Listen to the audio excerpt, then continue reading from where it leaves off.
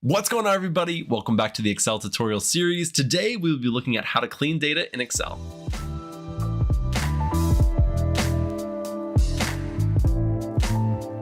Now, knowing how to clean data in Excel is actually extremely useful, and there are a ton of techniques to do this. I'm going to be showing you the ones that I probably use the most and I feel like are the most helpful to kind of do the bulk or the majority of the data cleaning that you're going to do in Excel. Like I said, there's so many different ways and very specific things that you can do, but I'm going to highlight some of the bigger ones that I find the most useful. And some of you may be thinking, well, I'll just do my data cleaning in SQL or Python, or when I get it ready to put it in Tableau.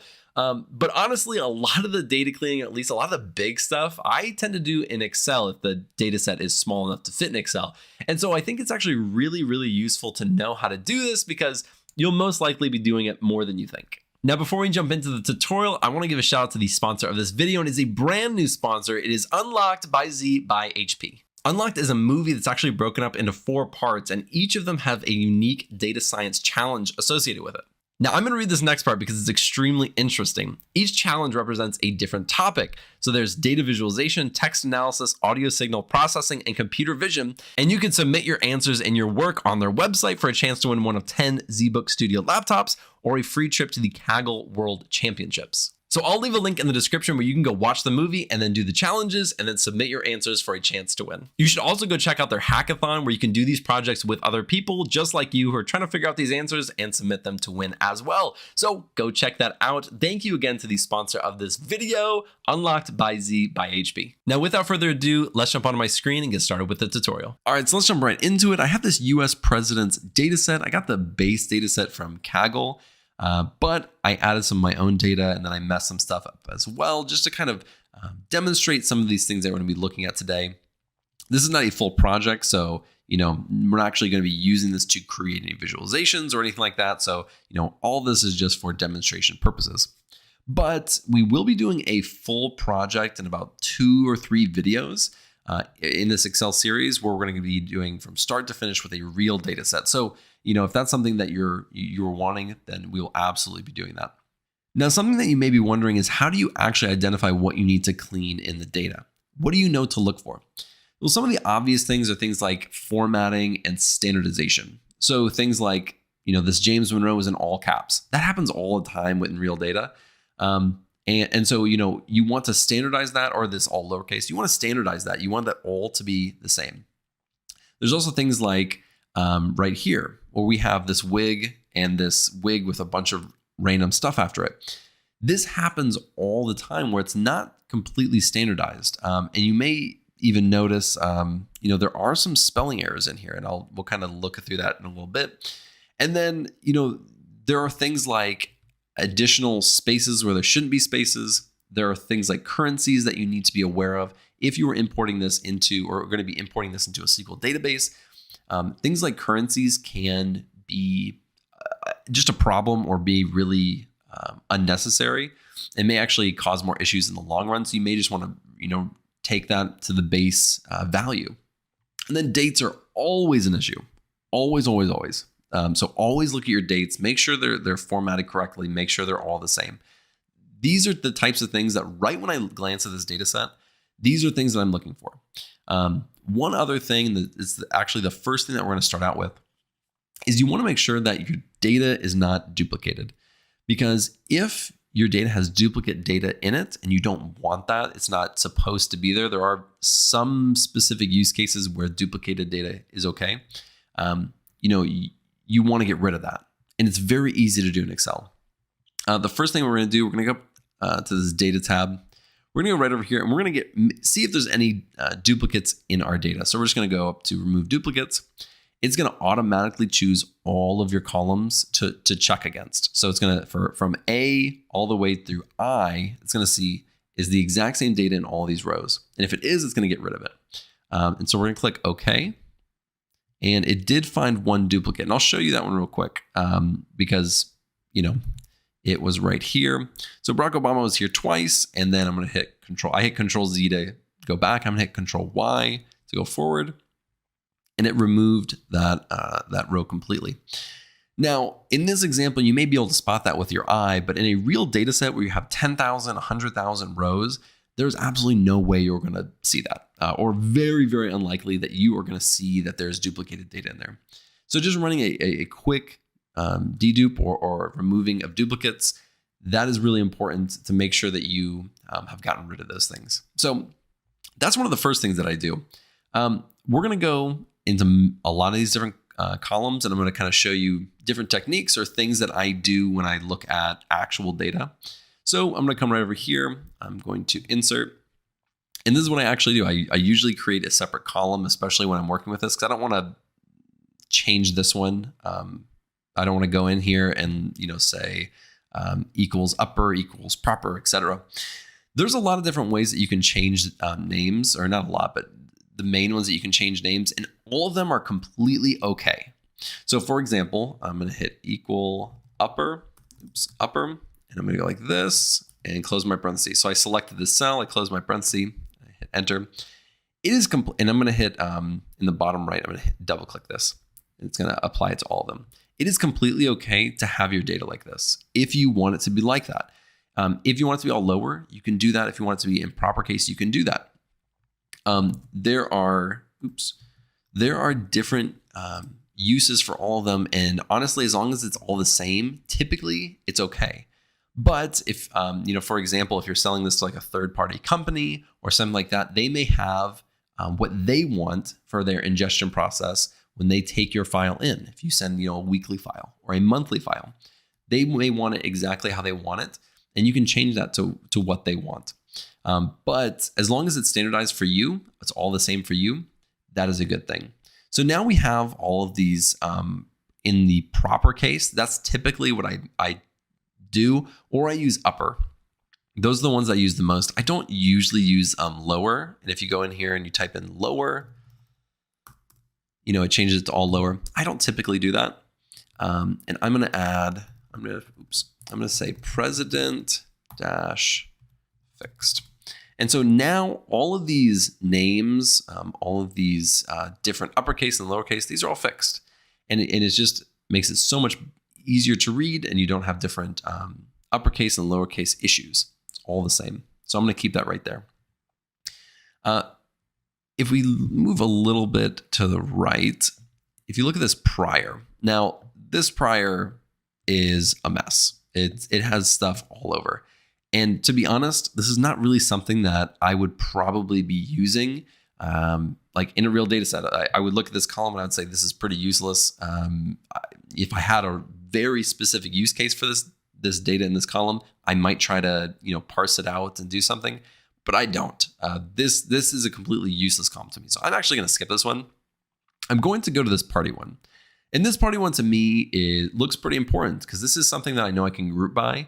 And I can create visualizations with and kind of break that out.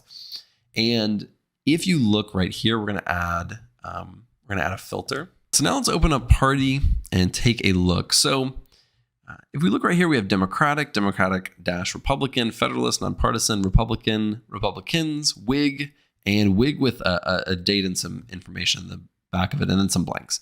And it's really important when we're looking at these ones that we think we might group by, that we have these properly grouped. So Republican and Republicans to me right off the bat looks like a spelling error. And so I'm just going to deselect all. I'm going to go to Republican, Republicans, and it's literally Republican all the way down except for this last one. And to me, that's just something that I would update. So I would just go right here.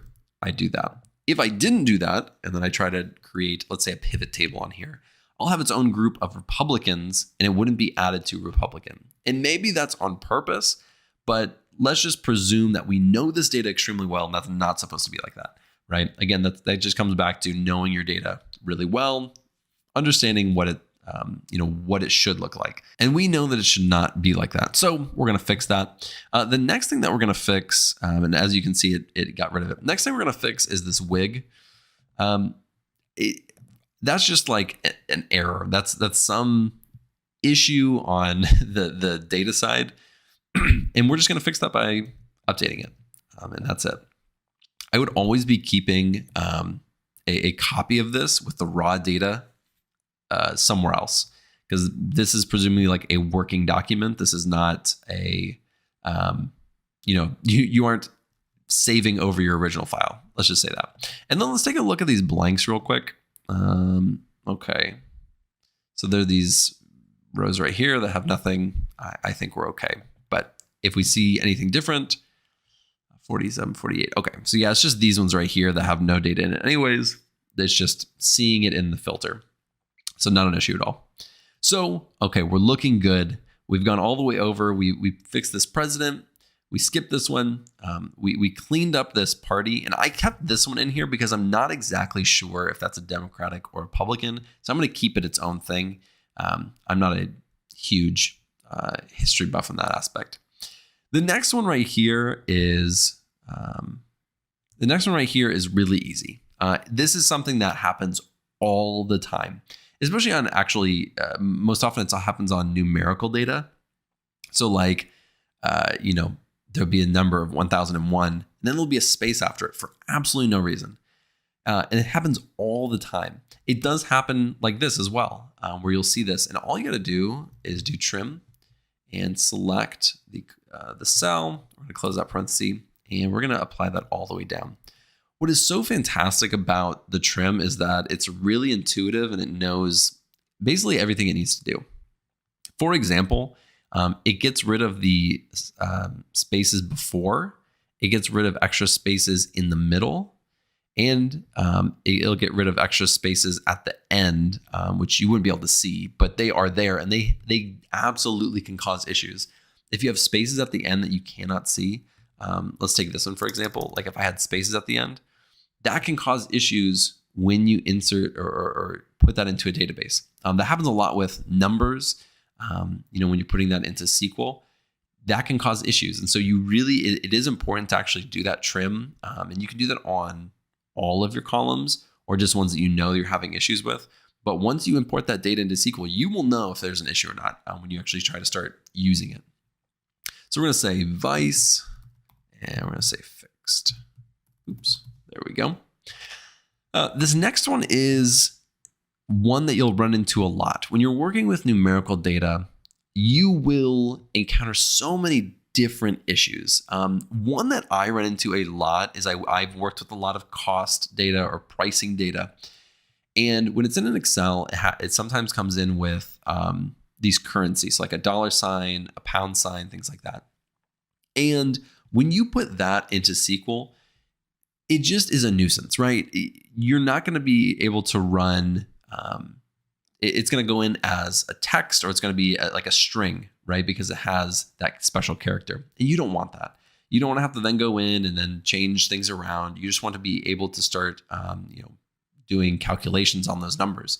So what you can do is sometimes it'll come in as a text, sometimes it'll come in as a currency, which I think this one's a currency. We are just going to change that to be a number. And then we're going to get rid of these,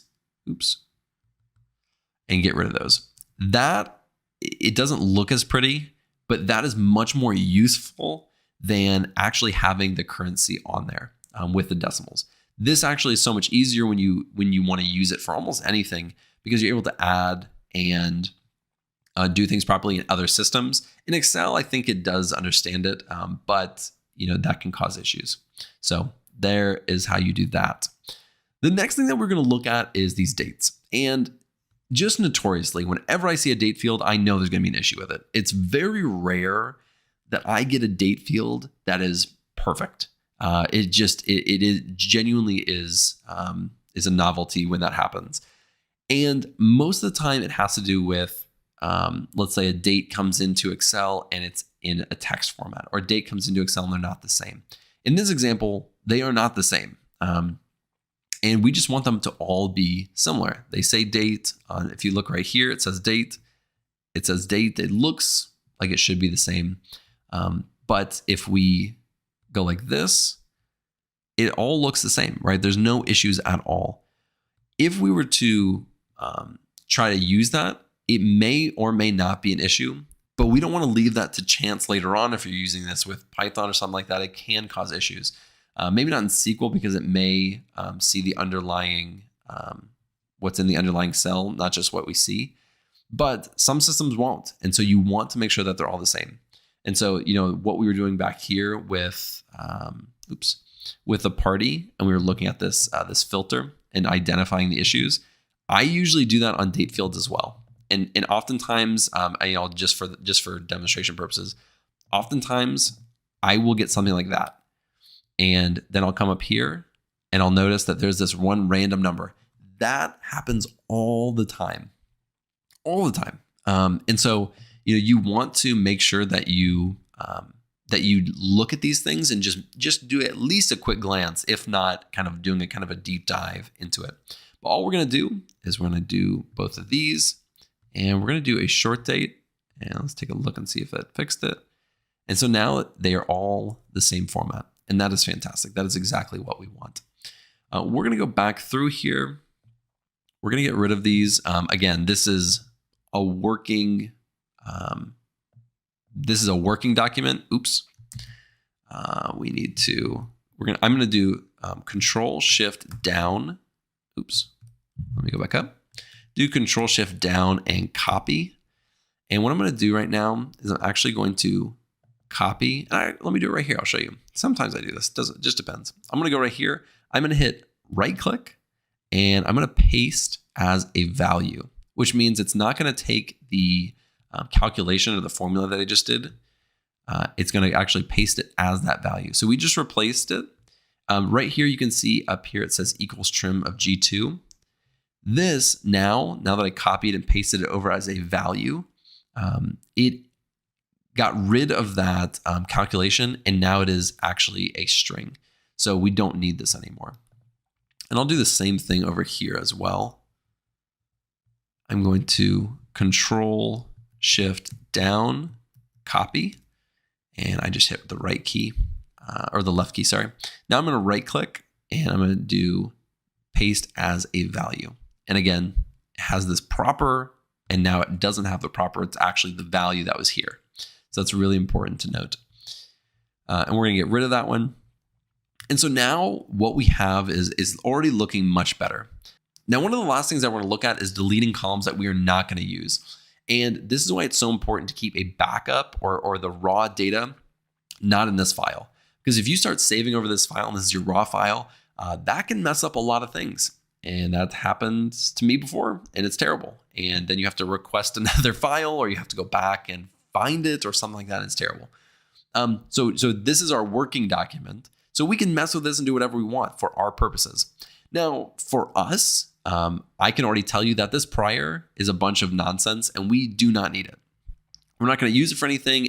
And if we have, this is a very small data set. This only has like, let's say, 1, 2, 3, 4, 5, 6, 7, 8. We have like 8 columns that we're, kind of using that has data, 8 or 9. Now, that's a small data set. I've had ones with literally like hundreds, and it has so many columns, so much data.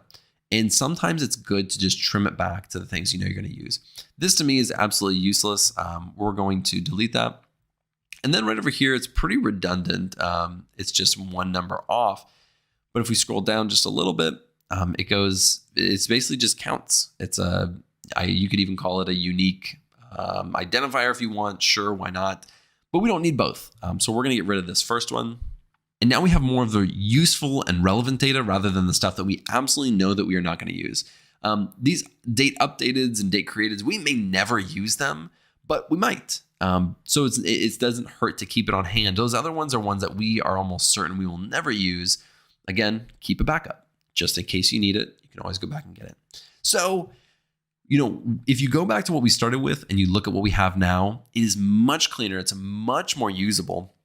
And these are small, subtle changes, especially with this very small data set of only like 50 rows or 46 rows. But you're going to be working with data sets that are thousands, tens of thousands, hundreds of thousands of rows. And you need to know how to kind of look at this data, standardize it, format it properly for what you're going to be using it for. If you're keeping it in Excel, there are different things that you may do than if you're putting it into a database or going to be using it in, using Python to access it. So you need to kind of know your use case, but these are some things that I do all the time to kind of clean up the data before I use it for something, whether I'm creating pivot tables or I'm inserting it into, or I'm putting it into SQL. These are things I do all the time. And so hopefully that helps give you kind of an idea of some of the things that you should be looking for when you're actually cleaning data. And it's really important to understand why you're actually making these changes and the reason you're making these changes, because some of the things that I did today may not be things you want to do on a different data set that has different uses and different purposes for. So, take everything that I've said and apply it with a little grain of salt to your data set, because your specific needs may be different than what I wanted when I was cleaning my data set. So I hope this was helpful. I hope this gave you a small glimpse of some of the things that I'm looking for when I clean a data set, or I get a new data set in and I'm kind of, analyzing it, figuring out what I need to fix in it. I hope this has been helpful. With that being said, thank you so much for watching. I really appreciate it. If you like this video, be sure to like and subscribe below, and I'll see you in the next video.